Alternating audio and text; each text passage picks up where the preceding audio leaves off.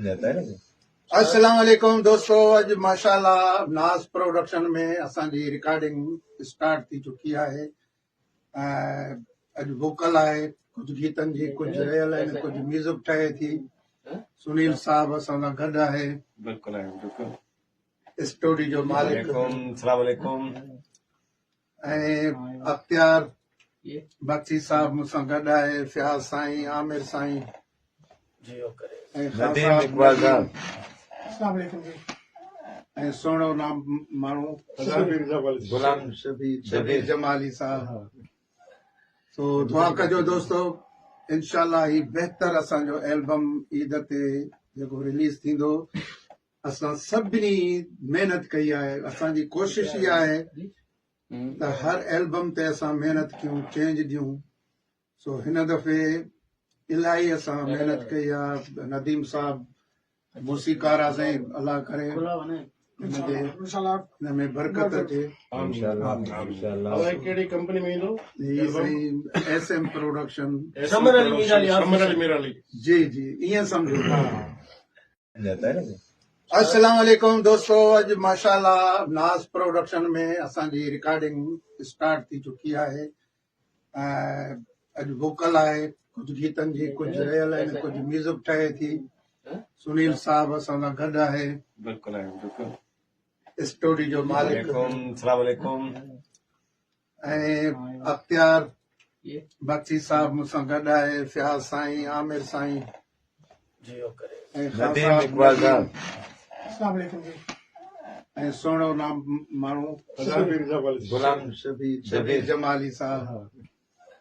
तो दुआ कजो दोस्तों, इंशाल्लाह ही बेहतर असांजो एल्बम ईद ते जेको रिलीज थींदो।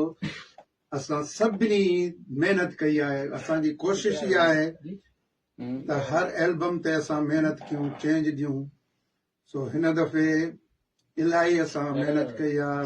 नदीम साहब मूसीकार आहे साईं, अल्लाह करे हिन में बरकत अचे। कहिड़ी कंपनी में ईंदो? SM production. समर अली। जी जी, ईअं सम्झो। अस्सलाम वालेकुम दोस्तों, अज माशाल्लाह नाज प्रोडक्शन में असांजी रिकॉर्डिंग स्टार्ट थी चुकी है। अज वोकल है, कुछ गीतन जी, कुछ रियल है, कुछ म्यूजिक ठहे थी। सुनील साहब असां सां गॾु आहे, बिल्कुल है, बिल्कुल। स्टोरी जो मालिक। अस्सलाम वालेकुम। अख्तियार बख्शी साहब मूंसां गॾु आहे, फयाज़ साईं, आमिर साईं, नदीम इकबाल साहब, सुहिणो नाम माण्हू गुलाम शबीर जमाली साहब। तो दुआ कजो दोस्तों, इंशाल्लाह ही बेहतर असांजो एल्बम ईद ते जेको रिलीज थींदो।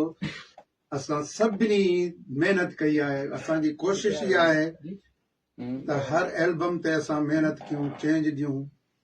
सो हिन दफ़े इलाही असां महिनत कई आहे। नदीम साहब मूसीकार आहे साईं, अल्लाह करे हिन में बरकत अचे। कहिड़ी कंपनी में ईंदो? SM production. समर अली। जी जी, ईअं सम्झो।